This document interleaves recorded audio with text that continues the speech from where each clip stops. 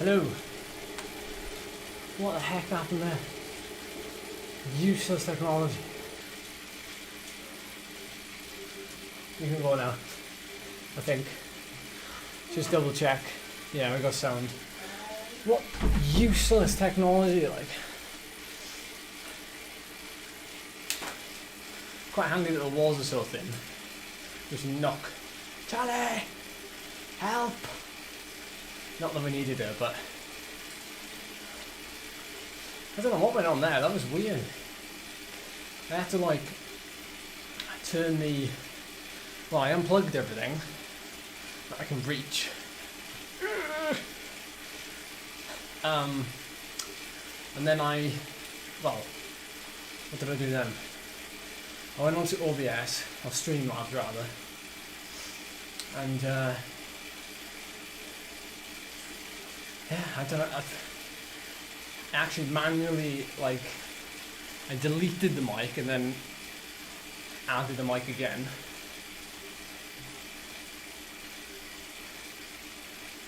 Very bizarre.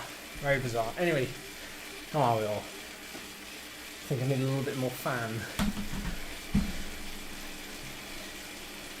Oh.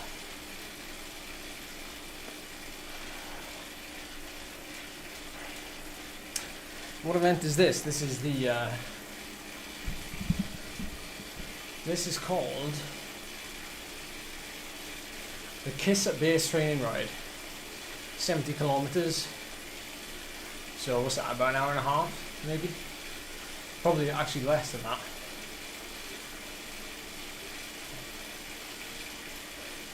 No bell lap, it wasn't. What bell lap is referring to there is a bike that I shared on Instagram.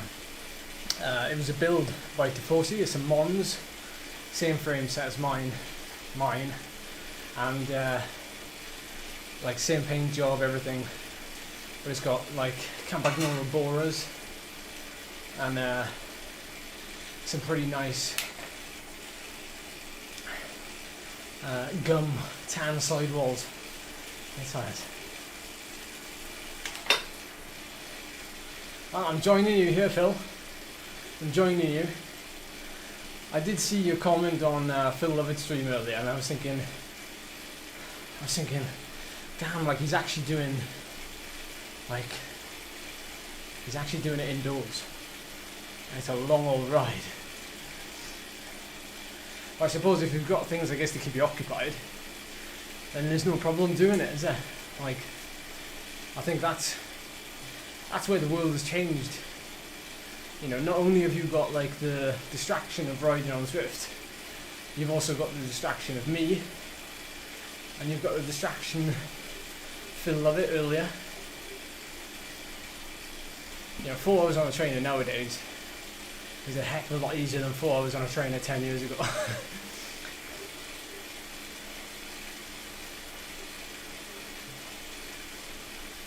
Nice one, Phil. Oh no. That's not what you want, is it, cute? So I think this ride is like, what did they say, like 3.5 to 4 watts per kilo? But if you didn't catch, well, you wouldn't have caught it, but earlier, when I was muted, I was talking about today's going to be a double day stream. Morning, Vod, how are you doing? So, we're doing this kind of base ride today, this morning. Hey Ali, just seen your message in the Zwift chat. Sorry, my phone's a bit too far away to respond to you. So we're doing this ride, which will take about 90 minutes. Just nice, steady riding. And later on this evening, I'm going to be doing the Cycling Weekly's 10 mile time trial, which is actually on the it's on the Bynea course. So we got obviously a hill finish, and I'm supposed to be doing a club time trial tomorrow night, but I don't think that's happening because of the weather. So I thought I'd have a look for something that would fill the gap, and you know, I was scrolling through Twitter earlier, and I saw Cycling Weekly are doing their weekly Club 10, but it finishes on the Bynea Hill, so I was like, it's actually a really, that's a perfect one for me, really. Plus it'll fit in well with, you know, the hill climbs that we're doing, because I'll live stream it. It's at 6 PM UK time, by the way. I'll live stream it, and hopefully we'll negative split it, so we'll ride steady on the flat section and then full send up the climb. So you'll see how I ride that course.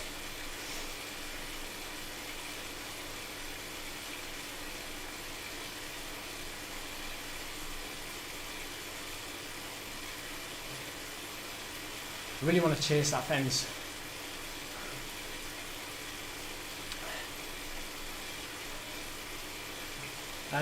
Yeah, use this stream to ask any questions, anything you want. Nothing's off limits, literally. It's hill climb season now, technically, and I'm on that diet train. Not diet train, I hate the word, but what I'm doing now is manipulating my carbs quite a lot. So today, that's all I've had for breakfast. Well, basically what I've done is this morning I woke up at 7:30, a little bit of a lie-in for me, and I had a coffee straight away, black, no milk, nothing, just how I like it. And I followed that up with, like, pre-event, 1 slice of sourdough, toast with like blob of peanut butter, some chia seeds, some pumpkin seeds, and a little bit of coconut, desiccated coconut. Triple toppings going on there, and it was rather nice. But that's basically all I've had. And obviously this is fairly low intensity, so you can see how that works.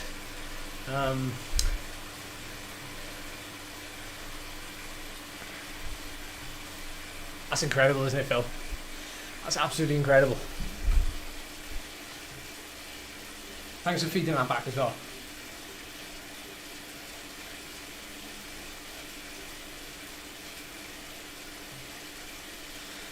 Which bike and wheel combination for Bynea later? Probably the combination I'm on now. I'm not going to do a filthy bike change at the bottom.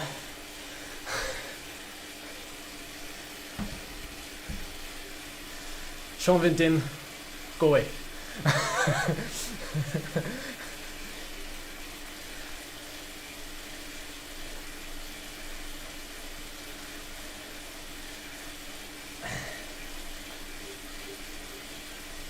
My word, my chain is quiet today.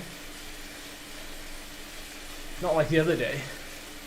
I'll finish that ride up Devil's Elbow. Oh, there was sheep poo everywhere. Not gonna lie. I didn't even drink out my bottle. It was just covered in it.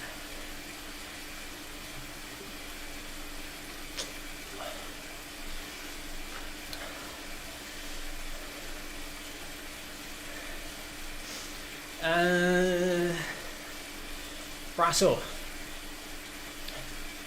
It's a difficult one. I gotta be honest. Time crunched. You want to make the most of your time. So, if you have the capacity, somebody said head mode in the chat. Brilliant.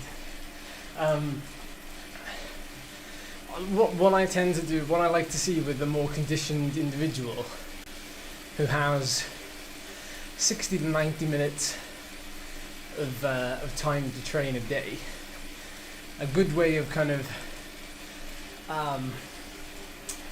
utilizing that is to ride 6 days out of the 7 days a week, one day being a full rest day, obviously, but one of those 6 days being like this, like 90 minutes of low, like, don't be afraid to ride zone 1 or zone 2. Like, I spend nearly all of my time in zone 1 and zone 2. I think you can see the graph right now. But it's about like, you know, it's about the balance more than anything. There's no like, I wouldn't say, you know, the endurance stuff is like a magic pill. But what I definitely recommend is that you'd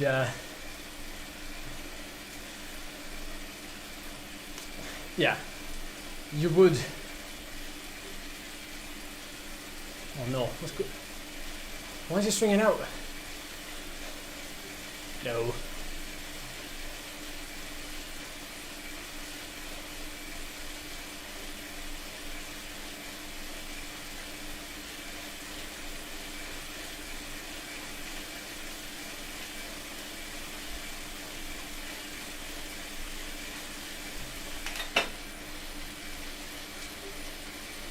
Oof.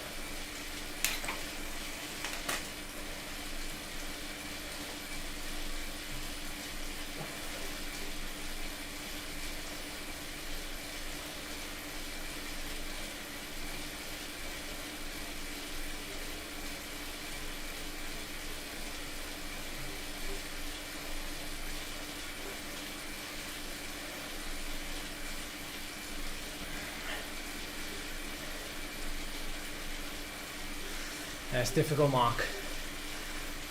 One of the best sessions I like to do to help that is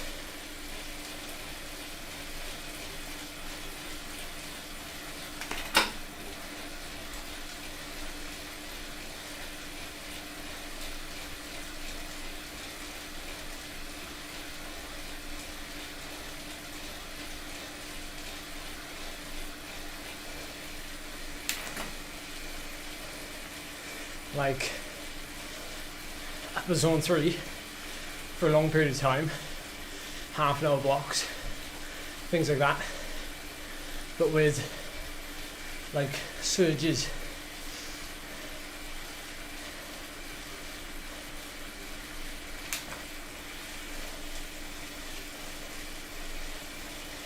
Yeah, I know, sorry Kieran.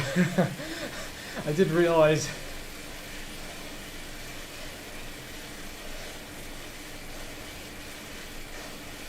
Tom every day, all day. Now what I'd say is like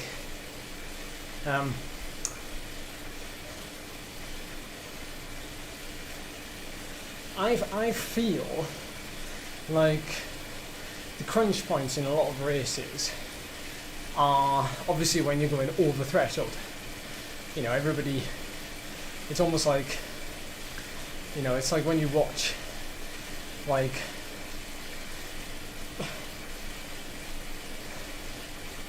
any kind of race where it kind of comes down to the wire. It's kind of who's got the ability to ride over threshold for as long as possible. But one of the best ways of like addressing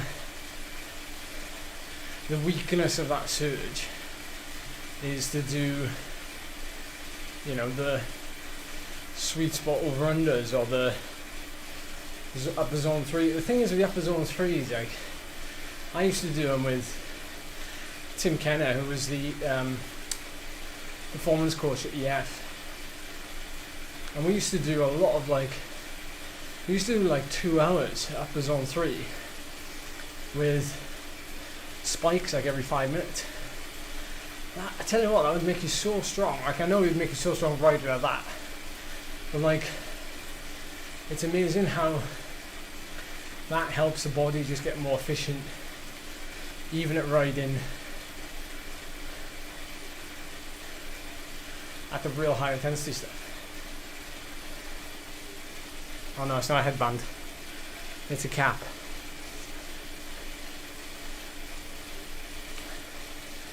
Captain Zeta Jones. Why do you want us to say Kelly Jones?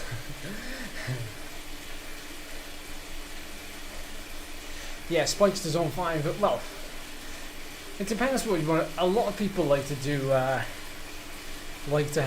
zone 5, but you can definitely do. I mean, the spikes are only like 10 seconds long usually, but if you wanted to extend it, you know, that's something that you could work in to progressive overload.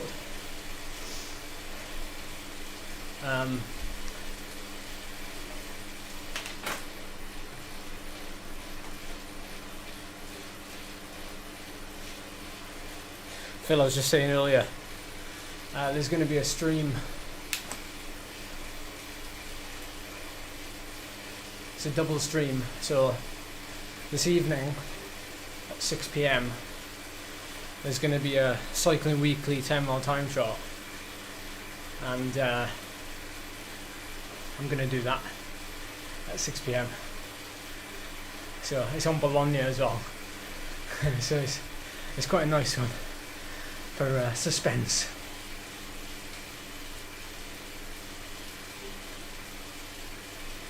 Morning, Kev.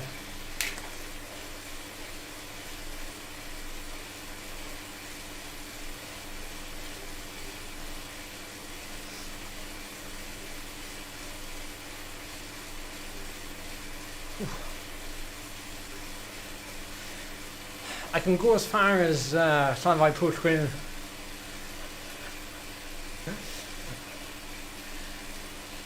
If the chat stays steady for long enough, I can try it.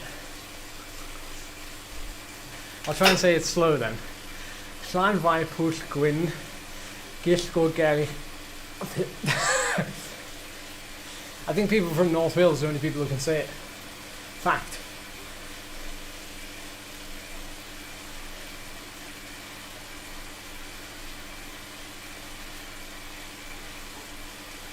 Well, Mark, the thing is with that is what you can do is you can only, you don't have to do an hour block. You can do 10-minute blocks. You don't have to do, that's what I mean, break it down to what you can manage.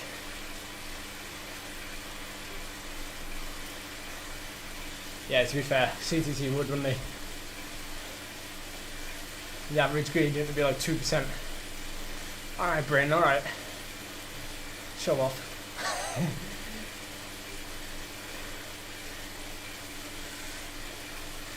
And you, Gareth, and you, Mrs.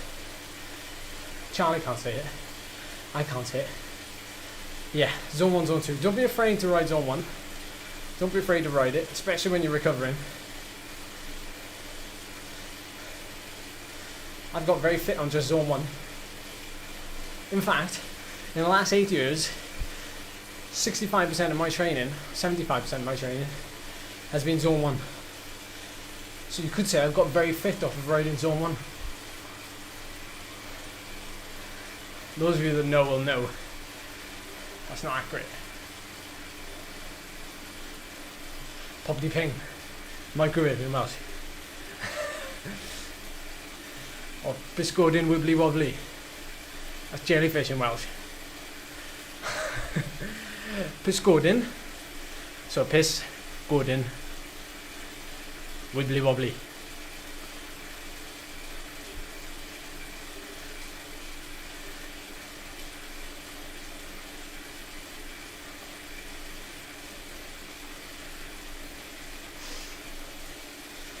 That's a good sign of fitness, that is, Mark, actually. Just by reading what you put there. Like, especially if you did that much amount of climbing. A lot of people will see, I guess, the decoupling. You spend a lot of time, like,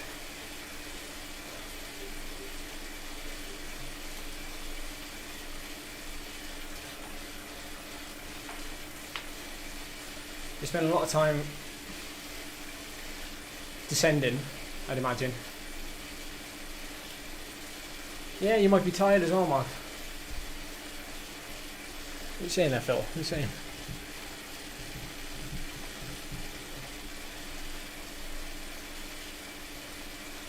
Yeah, that's true. That's true, Phil. Well, that's where the polarized is, isn't it? So some of the hill climb sections, which I'll tell you about in a sec, that I've planned for myself, are pretty evil. And some of you who, some of you will be getting those sessions sent to you. Yeah, demonetized. That's true, Lord, yeah. If your zone 1 is 50 watts, then I apologise. What's occurring? Yeah, what's occurring? My Welsh probably doesn't sound as rich as if it would if I lived over there, like. Morning, Z Cycling. Ooh, that's a fair bit of climbing, Mark.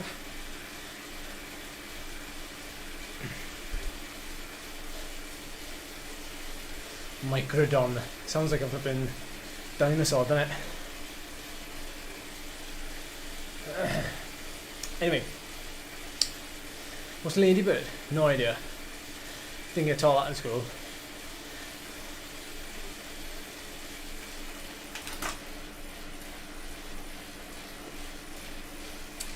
Yeah, that's why, Mark. That's why for those type of people, it's often why they spend a lot of time riding naturally in zone 3 and zone 4. So, ironically, I was having this conversation with my mate on a ride the other day.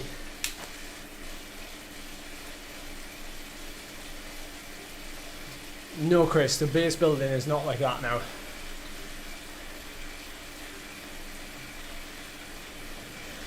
No, Tom, I don't recommend taking a big break off the bike anymore.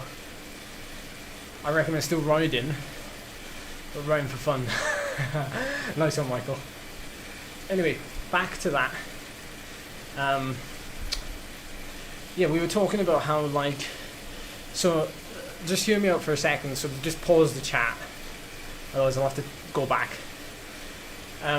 We were talking about how easy it is for people who have low FTP to ride close to their FTP, or 80% of FTP. I coach a couple of people who, well, I don't coach them actually, I'm just very good friends with them, and a lot of what they do is,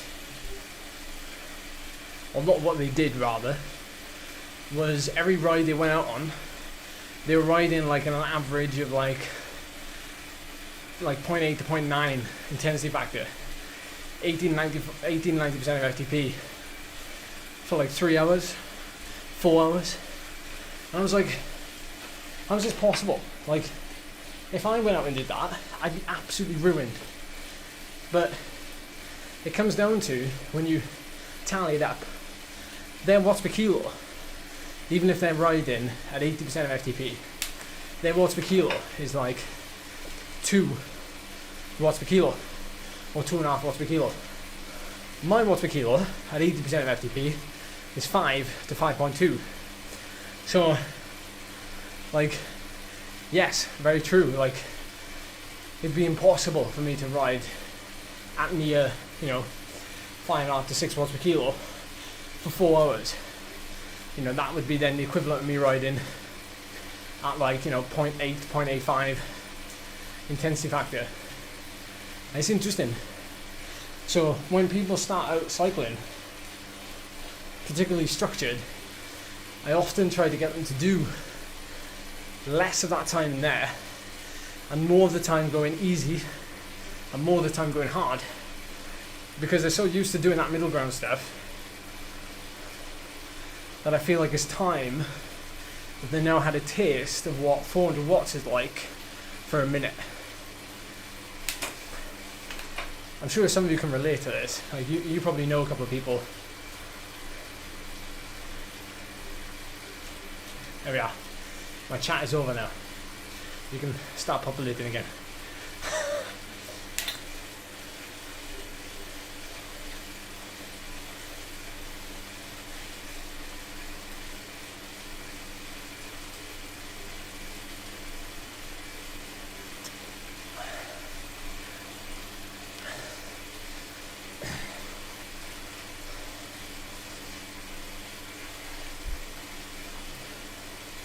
Yeah, sweet spot base building is a really good shout.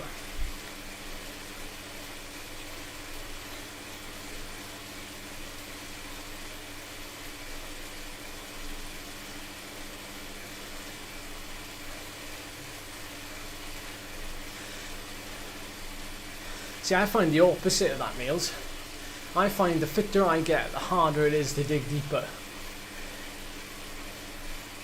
Because the marginals are a lot smaller. Well, it is marginals.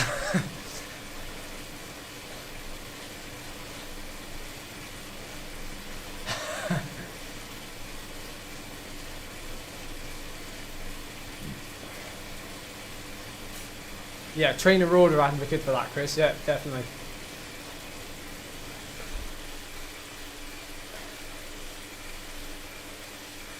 Yeah, that's interesting, isn't it, Sean? That's interesting. But when you look at it in a very basic view, you know, without the lab tests and everything else, you're joking, Tom. Oh, for goodness sake.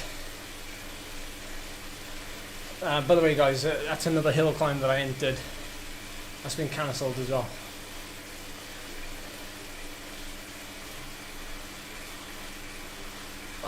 Hill climb season is looking very interesting now, isn't it? I have to say, I'm pretty gutted to the point where I'm wishing the Nationals doesn't happen now. Just because, you know, I'm going to have hardly any time in the National Champs jersey.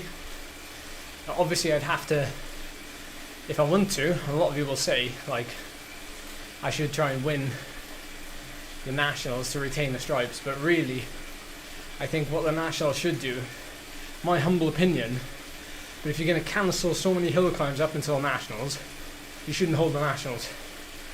I don't think that's particularly fair on anybody who's building up to the Nationals, even, you know, not even myself. Because if you know, like I did last year, wanted to enter certain events to build up to that and then bang, the Nationals, then you should be given a chance to have a good run at it. Plus, the Nationals will be the biggest field of all of them. So if you're not going to run an event that only has like 50 entrants, why would you run the Nationals with 200 entrants?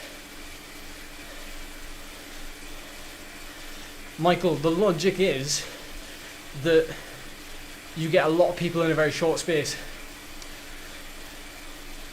Whereas with the TT, you get lots of people, but they're all spread out, in theory, you know, on the road. But these hill climbs at the end of the day, they're only like 5 minutes long, some of them. But Great Dunfell, it makes no sense, Tom. It makes no sense. Great Dunfell is flipping 20 minutes long. Why would you stop that event from happening when there's only going to be like 30 riders will enter it, because like most of us will be lunatics. Like nobody wants to do a 20-minute hill climb. Present company accepted, of course. But it's like, you know, sort it out. Like, you can't string us along now as riders and say, yeah, we'll do the Nationals, we'll put that on. No. I've got to use my power. With great power comes great responsibility. And I've got to make my voice heard. Yeah, don't we all, Sean?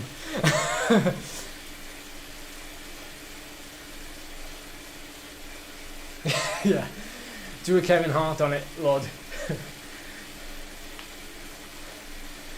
HIIT got cancelled as well. So where did you hear this, Tom? On Facebook?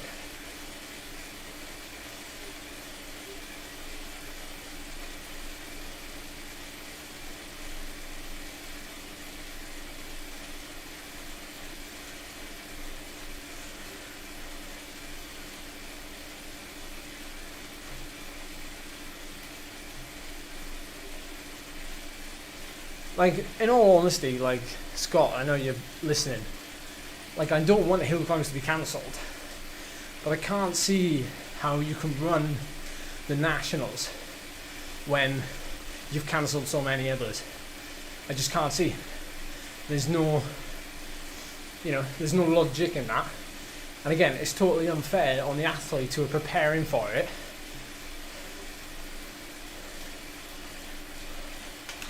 But again, you know, people are going to say, oh, well, you know, Ed's only saying that because he's not going to win it. Well, I might surprise you, dude. I might surprise you. You know what happens when I focus on one event and one event only? You go a little bit of Ed mode on it. Oh, cheers, Tom. Cheers. I love that hashtag too.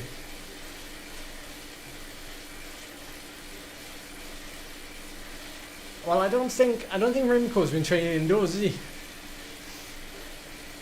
Sean, I don't know what your road racing level of experience is, so pardon if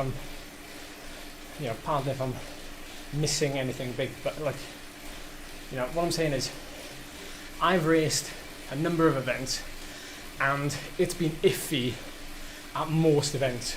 This isn't just World Tour. This is at every kind of,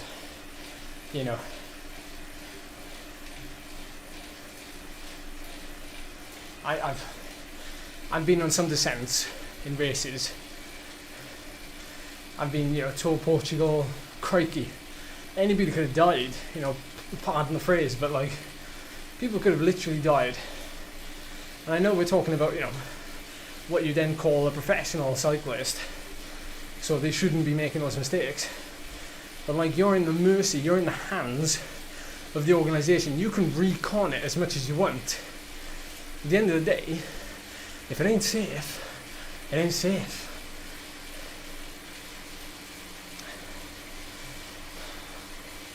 None of us want to see what happened to like riders that have succumbed.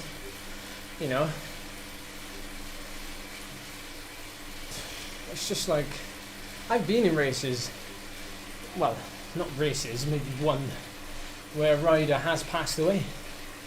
And it's just like, what is the point? Like, why have you taken us over this descent when there surely must be a safer road?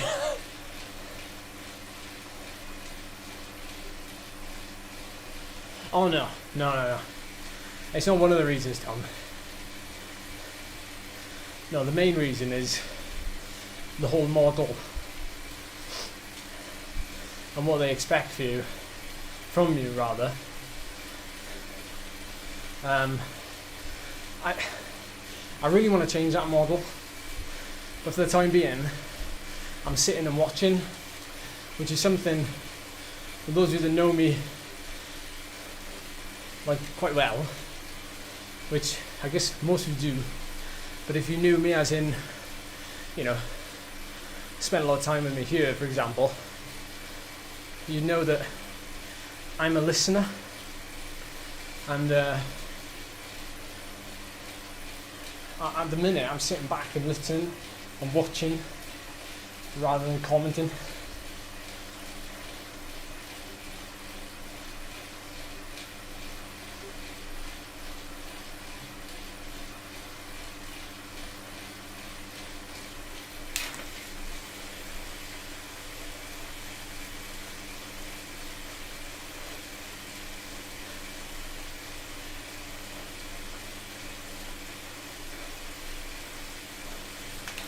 Well, the problem is, Michael, the descents are like where some of the GC contenders lose time, and like riders who maybe aren't as good at climbing can get a chance.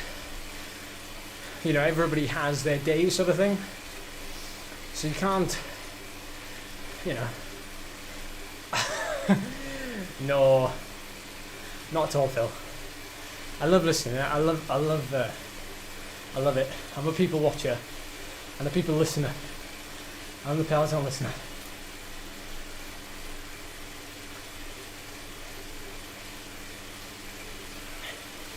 It's not even. For example, the descents in Switzerland last week. Amazing descents. I didn't know the roads, but I could feel. I feel the way the road is going to go. And in a race, especially when you're racing in places maybe you've never raced before, that's out of your control, that's out of your hands. You have your faith in A, the rider who's in front of you, and B, the organisation, or C, the team DS who's done his homework. So it's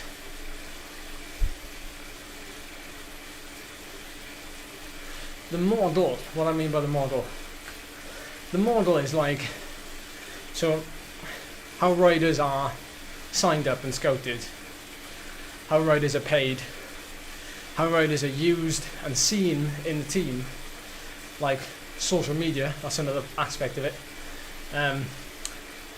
What can teams do? A lot of this, funny enough, is got nothing to do with the riders. I mean, maybe it is partly down to the riders, but a lot of it is down to the teams. The teams actually having this model in order to allow the riders to do what they do best, and that's to be competitive in whatever they want to do, you know.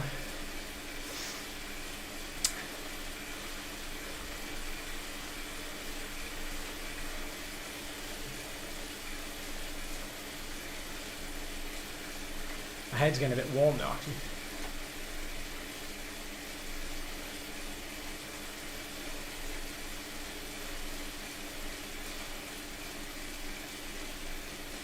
Yeah, there's lots of other things as well, Tom. There's like, you know, that you've probably listened to the podcast that Trainer Road did with, not Corey Williams, Justin Williams. It's such a good podcast. It like really resonates with me, and you know, it speaks a lot about like how he really thought that there was a better way of giving the riders a fair shout, not just in money, but in races and things. And I think, you know what, like Lachlan Morton's doing now. Lachlan Morton, if you look at any video that Rafa have done with Lackey, and all the comments there are like, dude, I can't get enough of Lackey. Dude, what you're doing is far greater than the Tour de France. Dude, keep these coming. If they were like an hour long, I'd watch every single second of them. And I'm just like, you know, I don't know who's behind it, you know, Rafa, EF, or whatever, but like, whoever's behind it needs like the biggest pat on the back in the world. Because he's not only bringing exposure to himself and the products and the brands, but he's also bringing exposure to the team, but in a different way. And I reckon, you know, even though Danny Martinez won, it was Danny Martinez, right? He won the other day, but I reckon that they've had more traction and traffic, which in turn drives money and sponsorship, and which in turn keeps teams afloat, and which in turn, actually at the end of the day, is more relevant to you, me, and everybody else than watching Froome stay at his head unit on a climb in the Tour de France. Don't get me wrong, the diehards will still love the racing, and I love the racing's fab. But what that is it resonates with every single person's little adventure voice in their head. And he's, I think, bringing a lot more awareness than the team are. Because racing, at the end of the day, like, I get it. You can't be expected to get in a break every day. You can't be expected to, you know, win every race. You can't be expected to, you know, to get the exposure or the jersey on the TV camera every day. That can't be expected.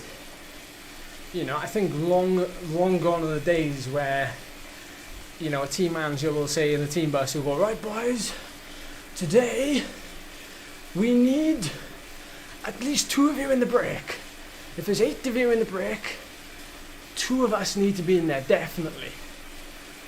Or you could just do like an impromptu live stream and engage with every single fan you have on social media rather than getting that jersey in the brick. I wonder which one the sponsors would prefer. Especially if those sponsors are forward thinking. Maybe not forward thinking, but you know, if they're thinking forward. I don't know what I'm saying now. Like, I don't know how to. I'm not very good with words in that respect. You get what I'm saying though.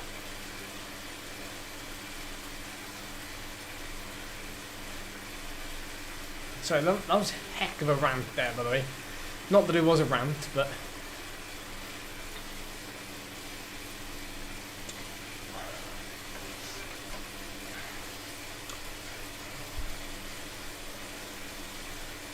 yes, that's probably what I mean, Q, yeah. I like the way you're saying it there, yeah. Because if you think about, like, you know, like back in, say, Eddie Merckx's day, where there wasn't a lot of kind of TV coverage, a lot of what the sponsors you'd see was just still pictures of Merckx going up the famous climbs. You know, it's like that was then the only form.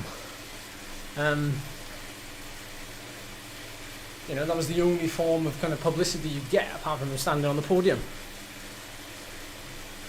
But, you know, you stand on the podium nowadays and you've got to wear a podium jersey. So you're not necessarily in your team jersey anymore, showing the team sponsors.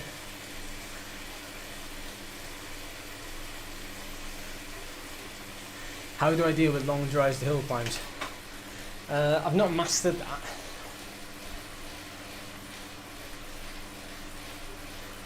You mean when I ask Andrew Feather?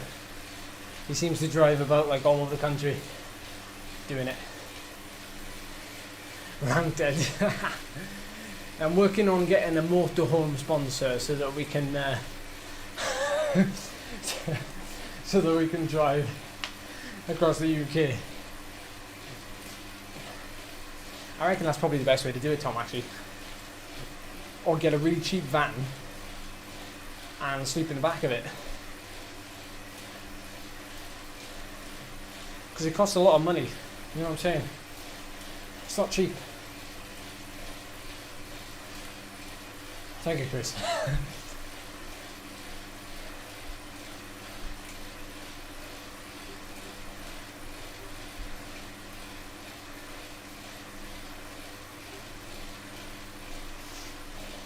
Yeah, look, I don't like purposefully like seek out Andrew Feather's comms. I did actually address this on a Strava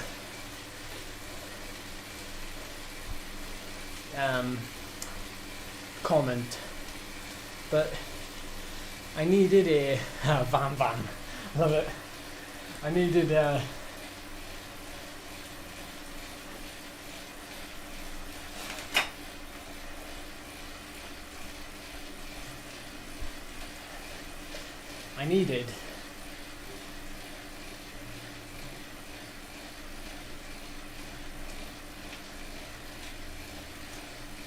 I needed a climb which was kind of well known, and also one that I'd never done. And actually I'd never done the Devil's Elbow. Heard about it, never done it.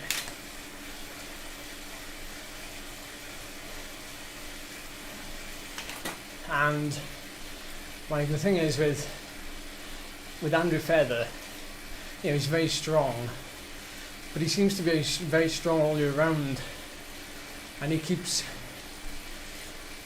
like, whenever he travels somewhere, he goes for the comms, by the looks of it.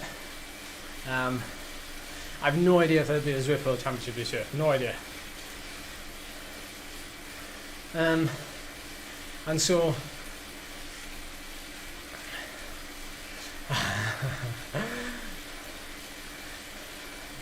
I don't care who's got the comm.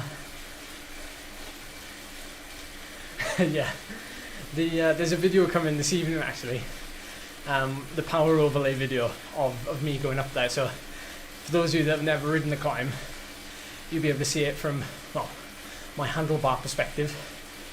It's quite steep at the top.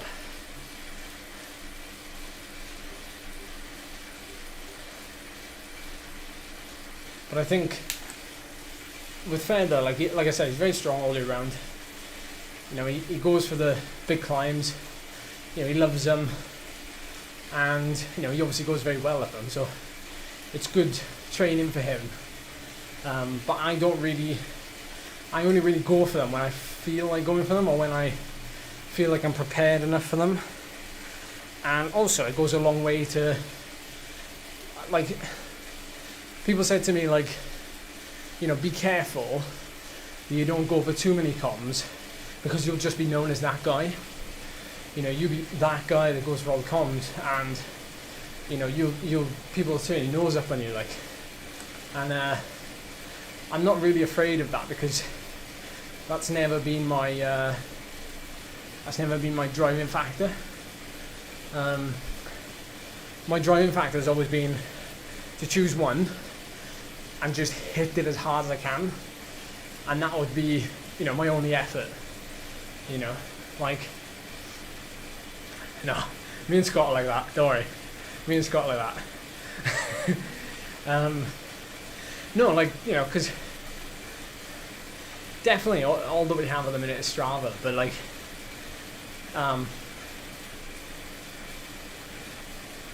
yeah, true, Scott, true.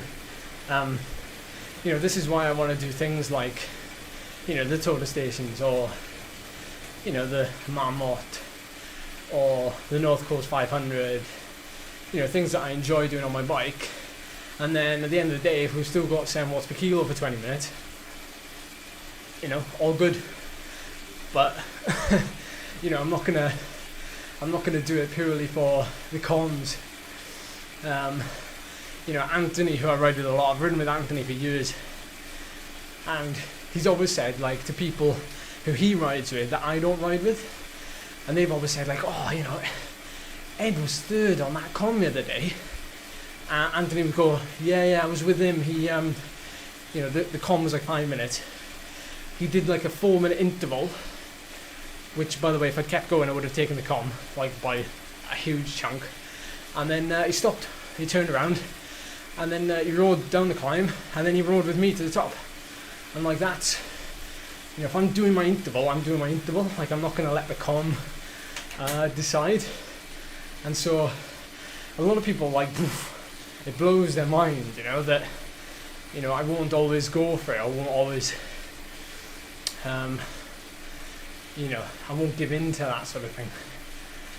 But now that we're, like, growing a little bit, and the content is getting a little bit niche, and things, like you say, Mark, like the VAM record, or even not even just a record, but just doing it, you know, then that's something that I can, you know, enjoy doing, sort of thing.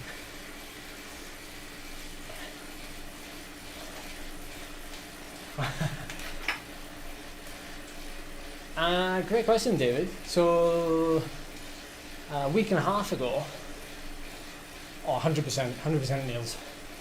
That's where it's at.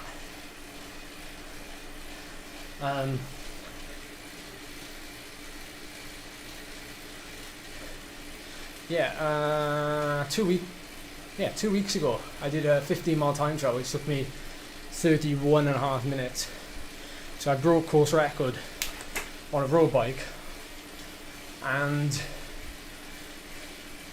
in fact, Ryan Mullins got he did have the course record.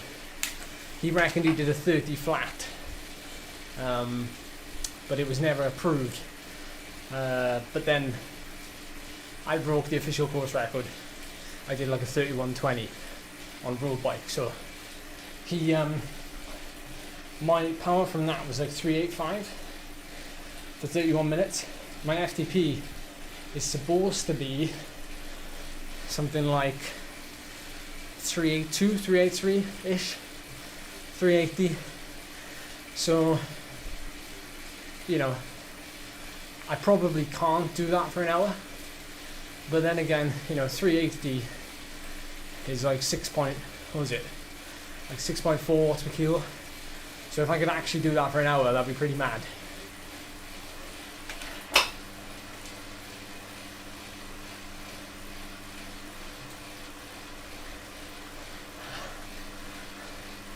Bryn, what is that story?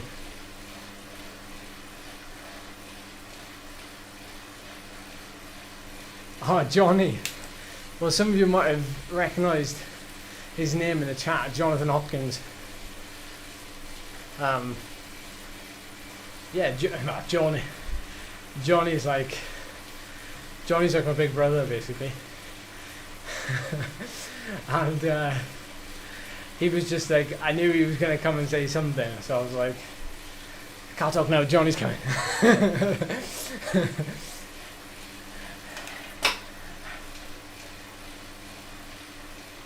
I should keep it rolling. You should see some of the characters I hang around with, man. Blow my neck. Blow my neck. Some of them don't want to be on video though. Do you know what I mean? So a lot of you have always said, like, you know, why is it always you? But then again, it is my, I guess it is my YouTube channel, it is my name, but it's, yeah. People change when they get in front of a camera. And, you know, sometimes they can't help it. Yeah, sometimes they can't help it. Yeah, blur their faces. I mean, at some point, you know, you guys are going to have to see them. Or rather, they are going to have to be on video. Like, things like, we're thinking, so me and Charlie have just been looking at doing the North Coast 500 next year. And, you know, we're thinking of getting like a couple of the club mates together and, you know, doing it as a group of 5 or something. But then, you know, opening it up to you guys, you know, all being well next year. If some of you might want to come along. And I was toying with the idea. This idea came into my head like an hour ago, so actually longer than an hour ago because I've been Zwifting for an hour. But yeah, it's just a thought. But definitely, like, you know, they'll be included. Hey, cheers, Chris. Thanks for coming, buddy.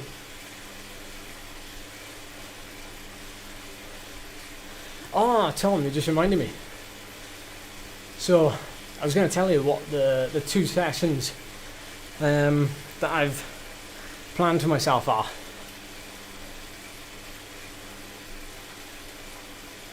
I just have to bleep them out loud.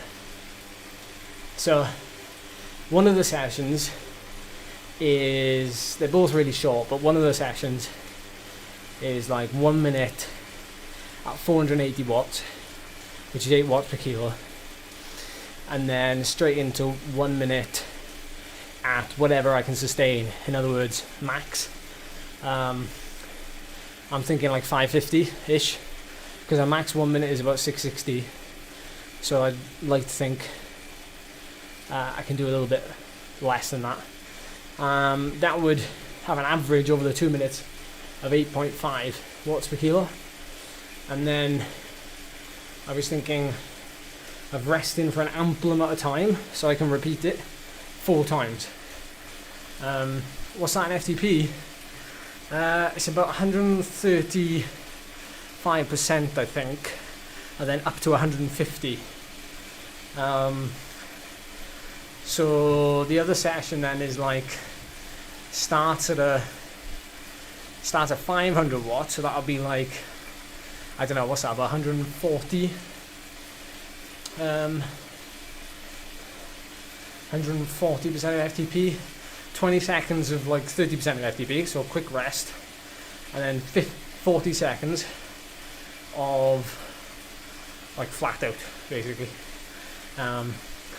And I was thinking I might do them indoors here, only because, like, even though I won't get the sense of, you know, actually going up a hill and doing it, I was thinking if I do it here, then actually I can have erg mode on, and that will, because the issue is not for me, the issue is not the 480 bit. 480 watts. You know, I've done that for like 4 minutes, but the issue is doing like that 1 minute after it and then trying to repeat that 4 times, for example. That's the issue, and I don't think, at the end of the day, it is a little bit polarized in the sense that that is literally the only intervals I'll do. So if I was doing them indoors, you know, I wouldn't have to like look at the road, I wouldn't have to like think, I'd literally just bury myself. So when the time came to actually doing it on race day, I should be able to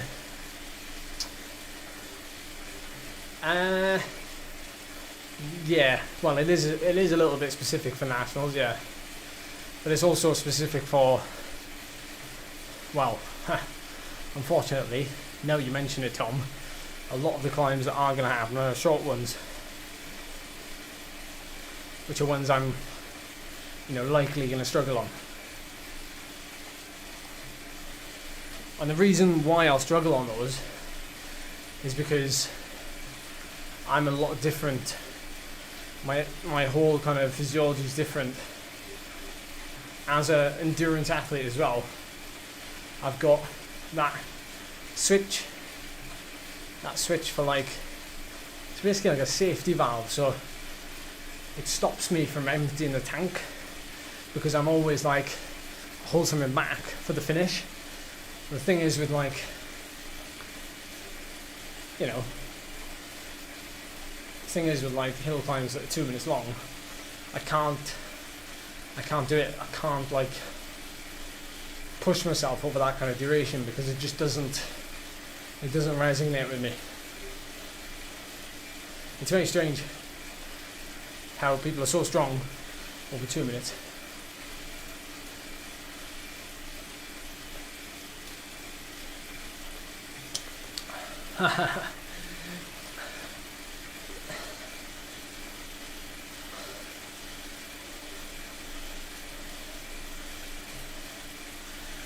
Cheers, Scott.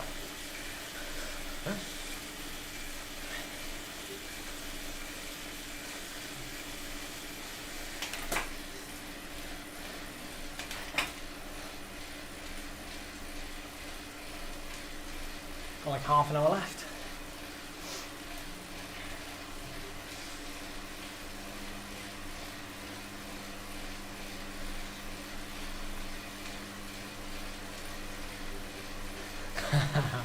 Mark, funny story.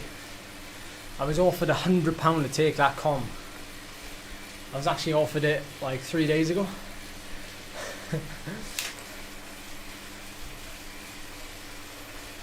Oh, come on, Tom, you got to do it when there's no wind. Can't do it when there's a tailwind.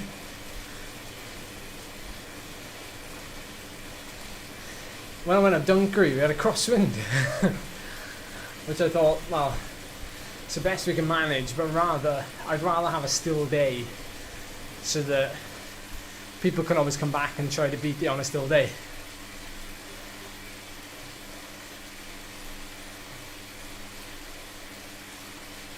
It is steep. It is very steep. Yeah, Riyadh. Someone's offering money for comms.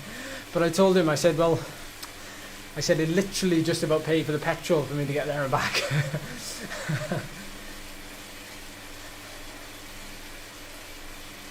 A monsterly westerly, I love that. He's winding you up, Tom. Don't listen to him. I told you, I don't target comms. Well, I don't target any con, is what I'm saying. I target like hard ones. That's not to say any of your cons are not hard. I'm saying I target only the ones that I think will challenge me. As in, you know, if the leaderboard is stacked, I'll try for it. You know, I'm not just gonna flip and go out to like try and get a hill over there and like take the con, put it without a shadow of a doubt within reach. And then people are messaging me going, oh, you've taken our com and we'll never get it back. I don't want to do that. Q, pipe down.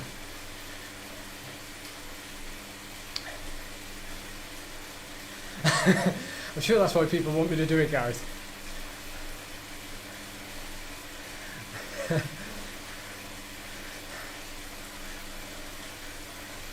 I know Mark Jagger's got it.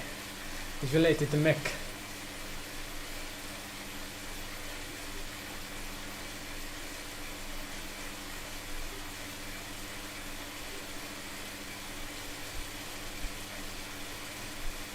Can I just say, I spent more time looking at the chat box than I have looking at the screen.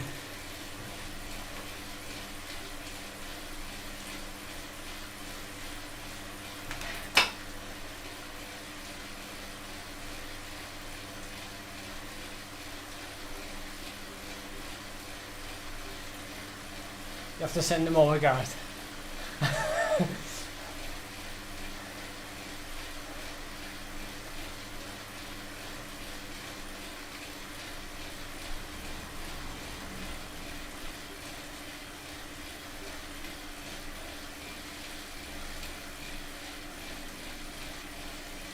Now I reckon I can take your downhill comms. I just need a bigger gear. And I need to know the descent. The thing is with ascent is that you're going slow enough that you don't have to wreck your road. Although Phil was rather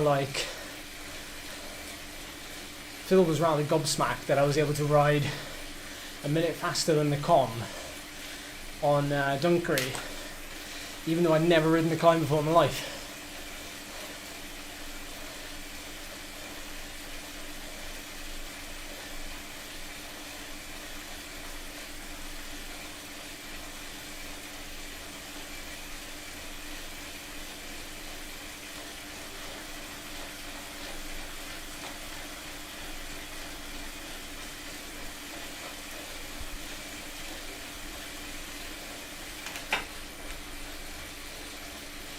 Oh yeah, but there was only one section of the climb, wasn't it?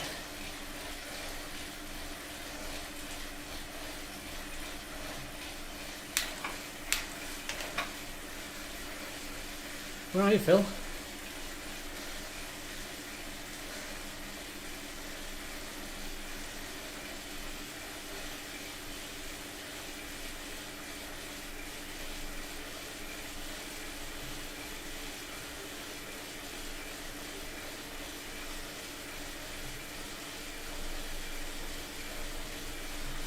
Handicap hill. Handicap hill climb.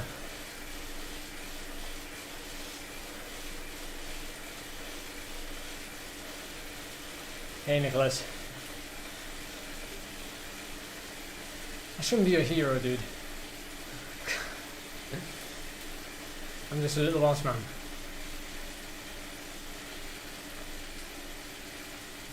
Got some Ed mode stickers as well coming. So I was thinking I could stick them on the lamppost of every climb, like, that I com.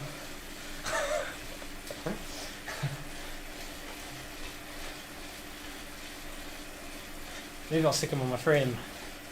Get a little bit extra weight.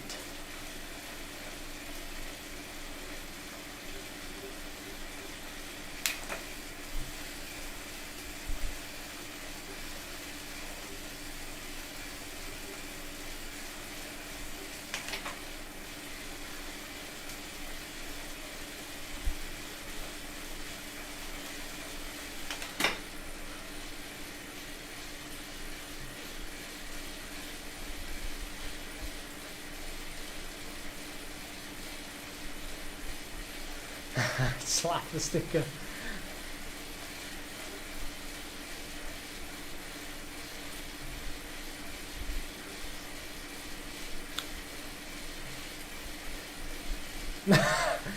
David.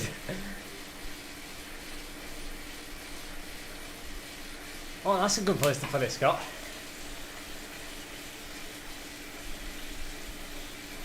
Phil should have a pain face one. He definitely has the best pain face.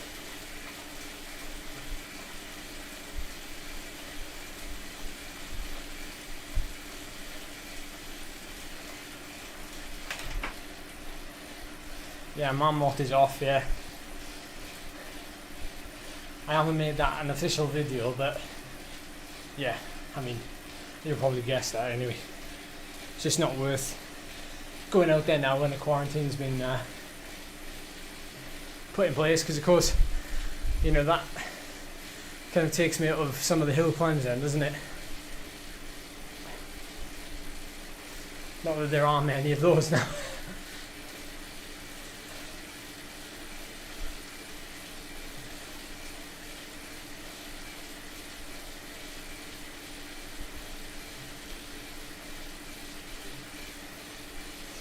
Phil needs like a face massage after every Zwift race.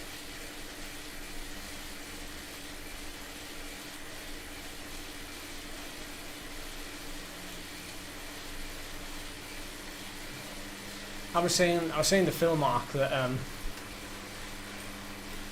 I'd much rather go now, you know, when I can have like a good prep for it, rather than, you know, especially going there from the UK. It's a long drive and you'd have to go there a few days before to get ready. You know, I'd much rather do it properly. So, you know, doesn't matter. A year will fly by, but it's not even a year, it's next July, you know.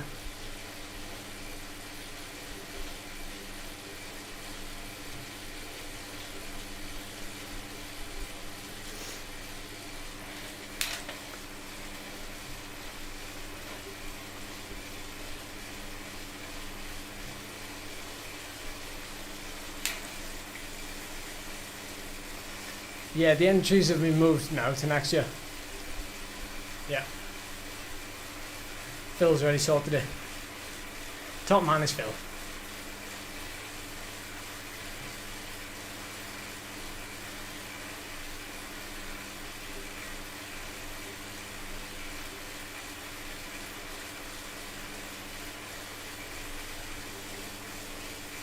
I never heard of that, Mark.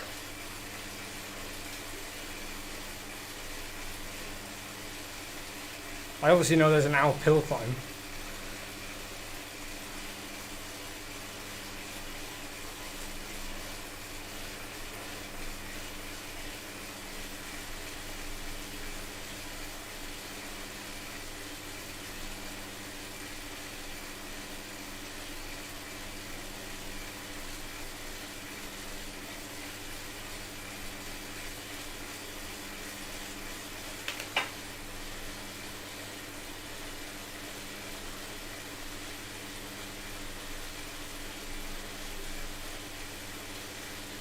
Cheers, Mark.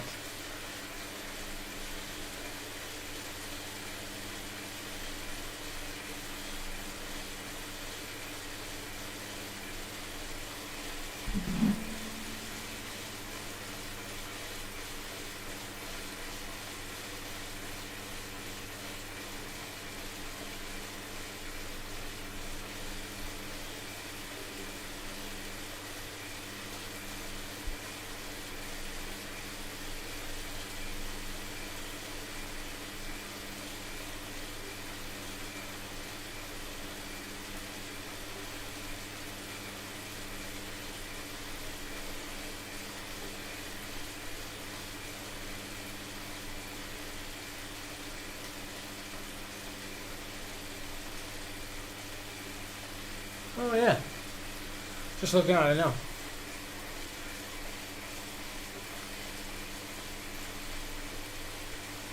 $175k with 3,850 meters.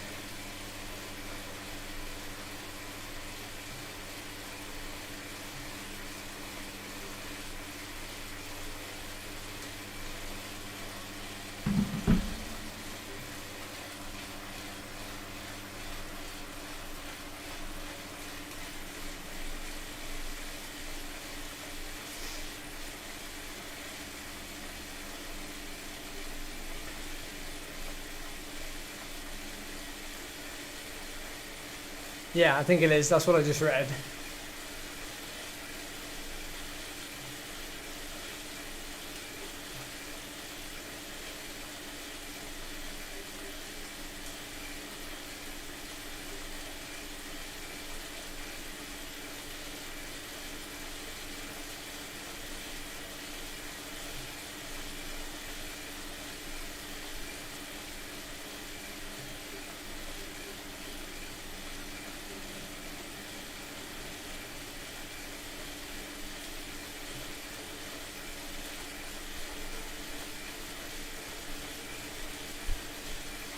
Ah, right.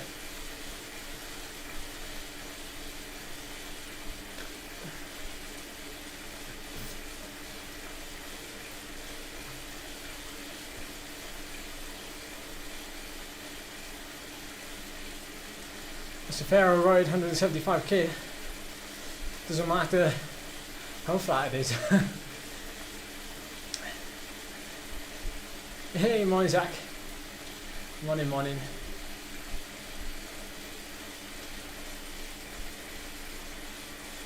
Ah, right, you do it the other way.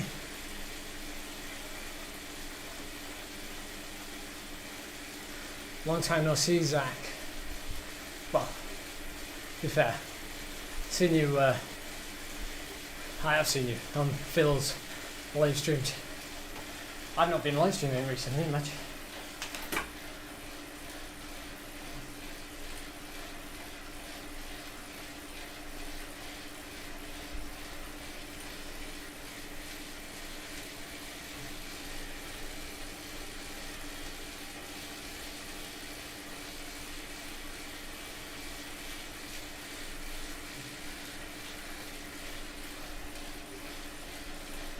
So, on this question, what do you think we should do about nationals?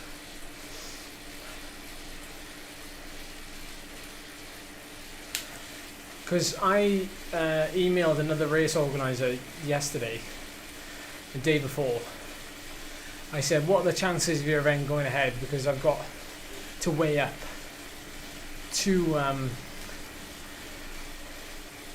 hill climbs on the same day. And she said the chances are it won't go ahead. I'm like, oh, great, okay. So there's another one. That's down in that little green nature area by Bridgewater, Scott. There's a hill climb there, and that's the one that's going to be cancelled. I was going to enter. I think it's at the beginning of September.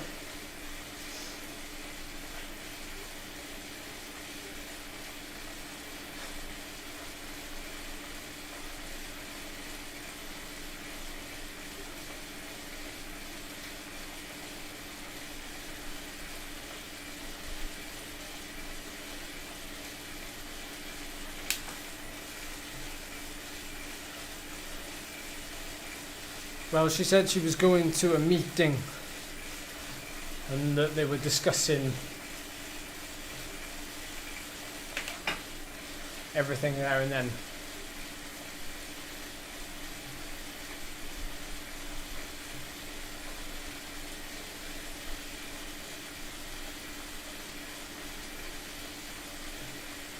It's all been sent off to Bynea Climbers, Phil.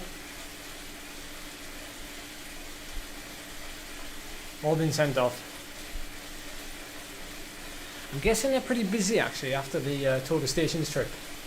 A lot of people messaged me to inquire about like what jersey I was wearing and things like that. So, because there is only 3 of them at the end of the day working there.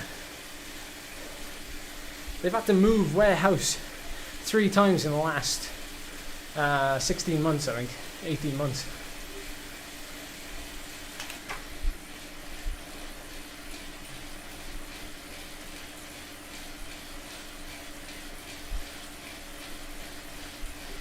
Yeah, the box base layer is a lovely.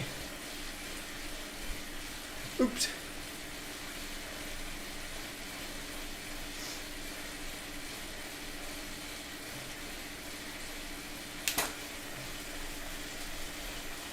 I'm actually looking forward to winter because they've got like a Gabba style jacket on their website. and I like the fact that it's like two-tone. I don't have a referral yet. I don't have a code yet, but we certainly will. Actually, fun fact. So you guys know Light Lock. Remember the people that make those bike locks that you can wear? Well, if you're skinny enough. Well, anyway,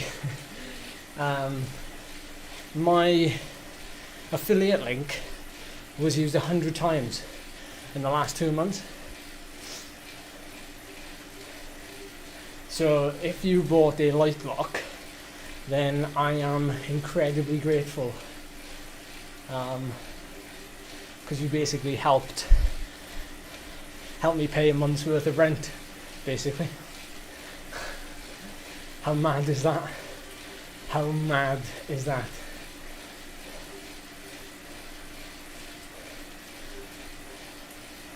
Because Charlie's going to be starting work soon, but she hasn't been working obviously since she left uni, so I've been holding the fort.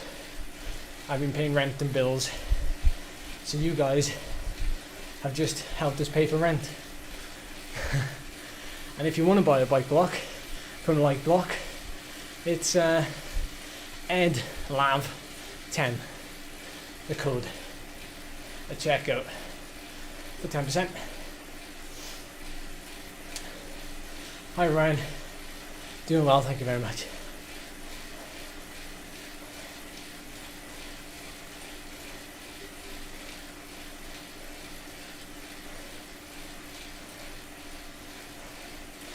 Oh Mark, we don't have the t-shirt set up and rolling yet, by the way. But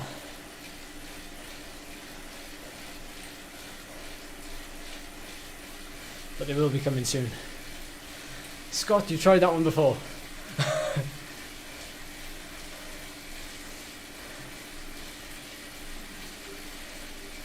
Oh, no worries, Ryan. You get your bike riding in, dude. Oh yes, I'm sure we'll all be ordering an extra small.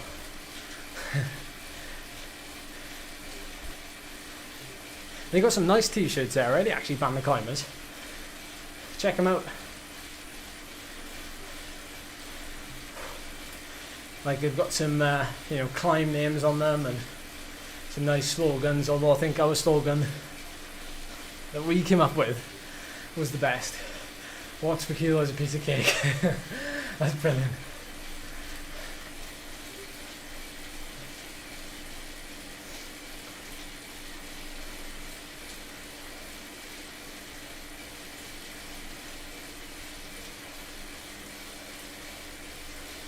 Oh, thank you, Tim. Back to normality now that we're not in full-on lockdown. Although, you can't beat a bit of live stream, can you? A band of descenders.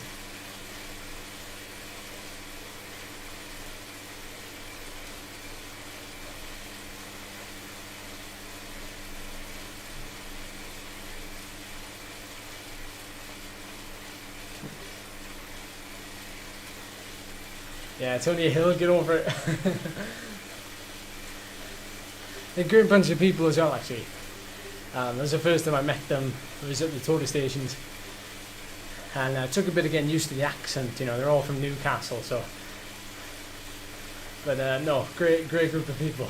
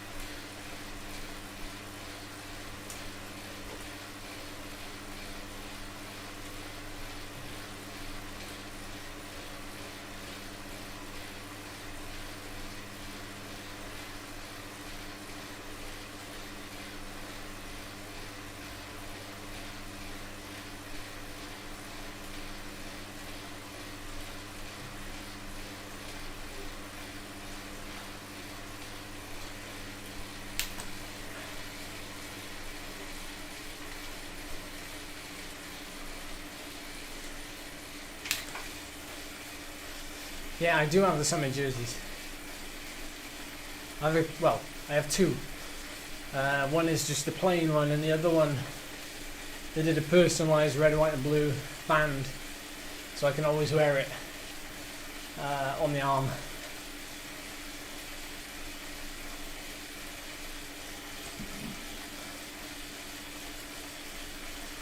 Yeah, but Garrett would have known, wouldn't he?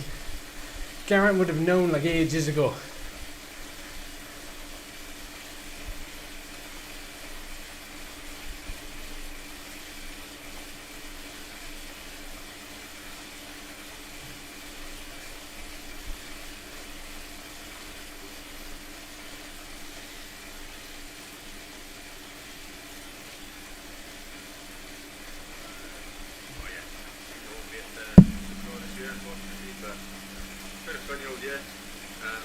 Racing-wise, training-wise, but made the decision to target the Giro, try and get a pink jersey. So yeah, that's a big challenge ahead, but looking forward to it. At the moment, just going to chill out the next few days, maybe get a haircut, and then yeah, from the weekend, crack on and get working hard for the start of the Giro. To be fair, the Tour is not actually, I think the Tour is wearing thin now anyway. It's a great race, but there's lots of, the Giro and the Vuelta are like phenomenal bike races. But yeah, like, surely Garrett would have known about that decision, and Froome, ages ago. And like a lot of riders during this period of like lockdown, he probably let it go completely, which is quite unprofessional. I'm speculating, obviously. He might not have, but I know a lot of riders that have. They've just not trained. They've not, they've not kept on the veggies. So, what can you do? I mean, at the end of the day, it's nice, because I've been in the situation before racing for teams where Bynea has been told, right, all yours. Bynea is all yours. Rather than, yes, Froome has got pedigree, yes, G's got pedigree. But I've been in positions in the past where I've not made a cut to go to a race because more experienced riders and older riders with bigger names have been put in that squad, even though they're not going as well. So it's nice to see Bynea get given this now.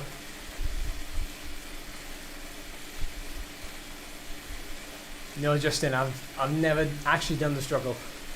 I want to.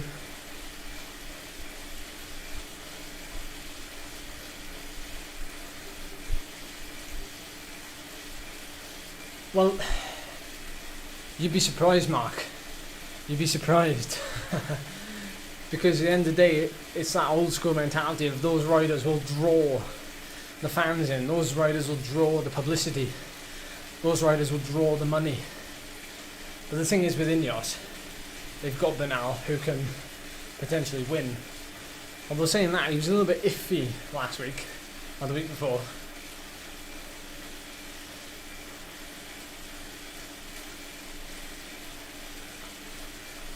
Versus, Jumbo Visma.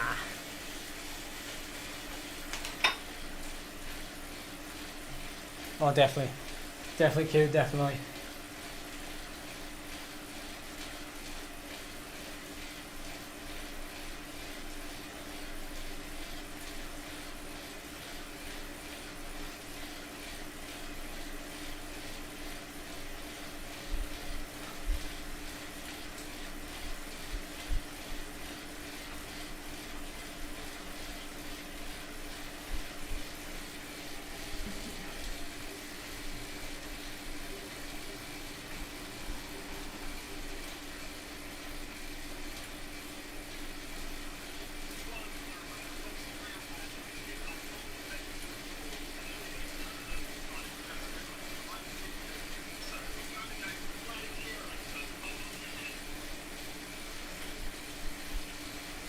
bloody hell, mate, I've got some real bad news for you. I'm not going to make it to the Tour this year. I look really good at pink, so I'm going to go for the bloody Giro. So hold on to your hats. What's next?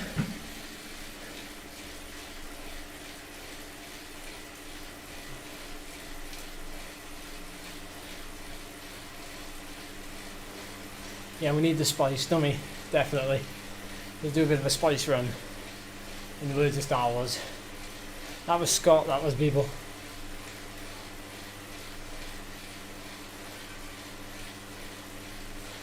Zach, to answer your question, there's not a lot going on now. There's hill climbs. Some of them have been cancelled though, so take what you want from that. There's no Marmot, it's been cancelled. And we were talking earlier about like the national champs and how really, if you're going to cancel a lot of smaller events, you'd have to cancel the nationals.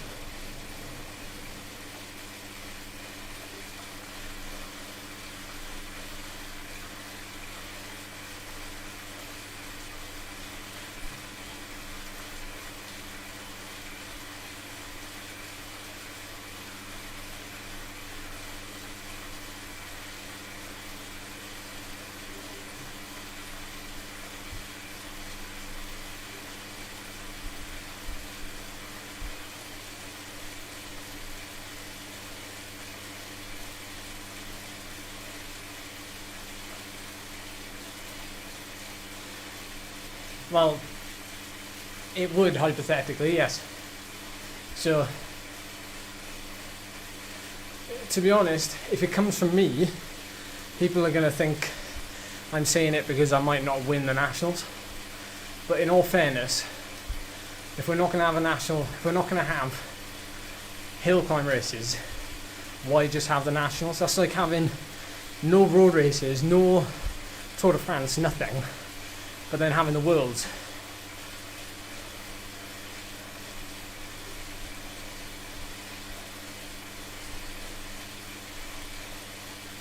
Oh yeah, the Fred Whitten.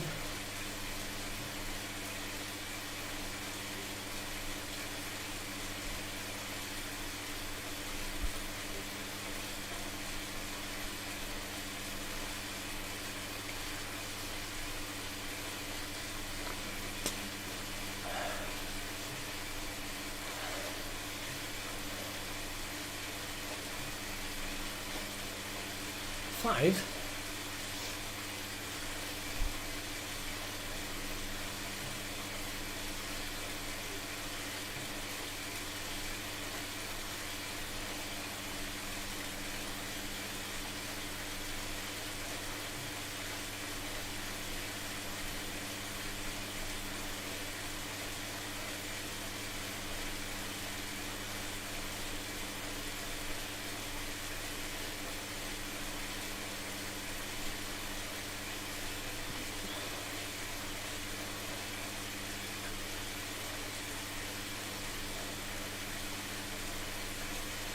Yeah, Phil was going to do it this year.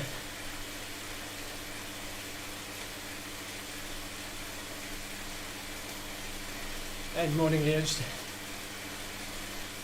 No, you'll see that later this evening.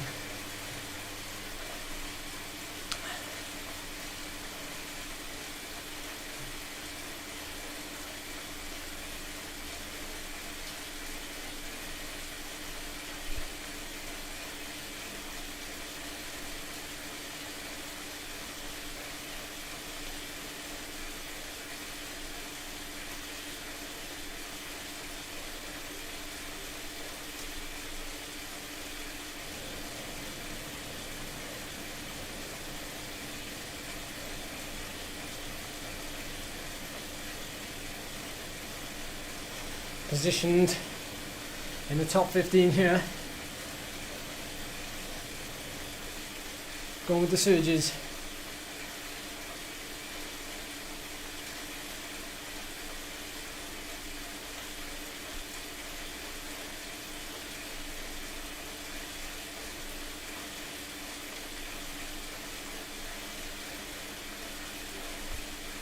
Give me, I've got 1 minute to do 1 mile.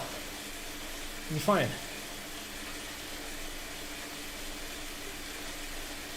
No, I'm doing high intensity interval training, Zach. I'm not doing base work anymore.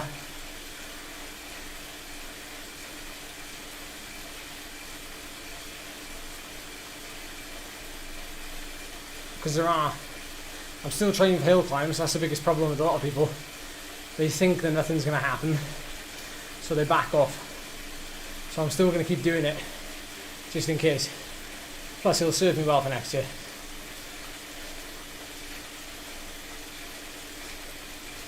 $1K.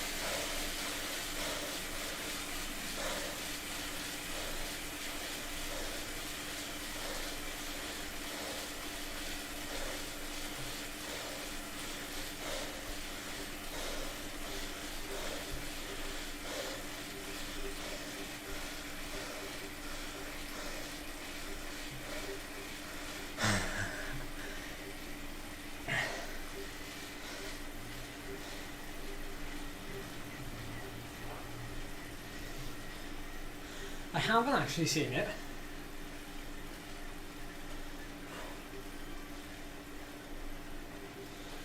What sort of training does it involve? Or do you have to... You probably can't divulge. 100 minutes. Thank you. That was a nice little seated sprint there, wasn't it?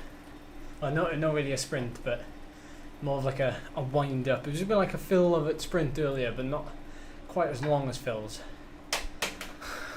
We'll have a little look at the power graph before we shoot off. But don't forget, we'll see you again tonight at 6 PM British time. Because we're doing a time trial. We're doing a time trial this evening on the Bynea course. So if you want to join, then be my guest. You don't have to, obviously. Da, da, da, da, da.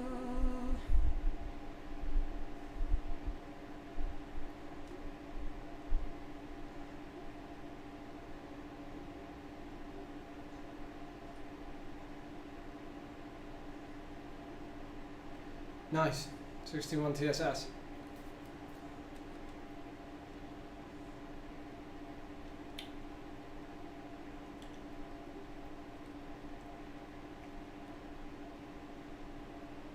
Oh, not bad that. 210 watts for an hour and 40. I'll take that. It's nice. Yeah, it'll only be a short one. It'll only be like 20 minutes, so just a quick one in it. I'm sure it'll be fun to watch. Yeah. Thanks for jumping in. A little bit last minute, but I suppose they work sometimes.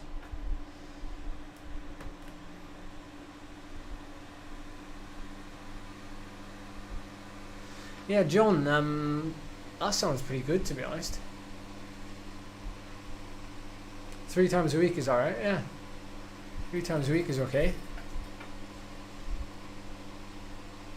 VO2 max threshold and over and under. Yeah, it's quite nice. I like that variety actually. The over and under, definitely. Yeah. But look, I'm gonna have to shoot now. But thanks for commenting and watching. Thanks for your questions, John. Sorry, I've got to jump. But I might see you this evening if you're about. If not, then I'll see you some other time.